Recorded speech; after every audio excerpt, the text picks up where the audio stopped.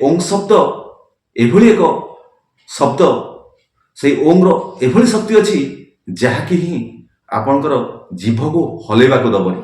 आपण जानते मनीष कथा कहे परमात्मा को कृपा बल किंतु पशु कौन कथा कहती केवल मनीष माने कथा कहती किंतु आपण प्रत्येक कथा कहला बेले आपणकर जीव हलिब किंतु ओम शब्द गोटे शब्द जहाँकि परमात्मा कर शक्ति अटे से शब्द को जदि आपण उच्चारण करेंगे ताहले आपणकर जीभ हलिब नाही।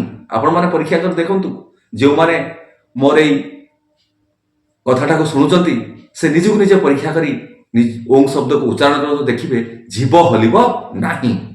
जेतबेले आपण ओम रो उच्चारण करेंगे सेतबेले आपणकर पाटी ओ अर्थ खुलिब उ जेतबेले गोलाकार हो जिवो म जेतबेले बुझी आसीबो ता अर्थ खोलिले ब्रह्मा गोलाकार हेले विष्णु एवं जेतबेले बुझी आसे मो उच्चारण कले बुझी आसे सेतबेले महेश्वर तेणु त्रिशक्ति मिसी ही ओं। तेणु ये ओं शब्द को जो मनुष्य माने लगे आज परमात्मा को असम्मान करुचंती से तो अज्ञान अटंती कहीं परमात्मा कृपा तांको ऊपर नाही।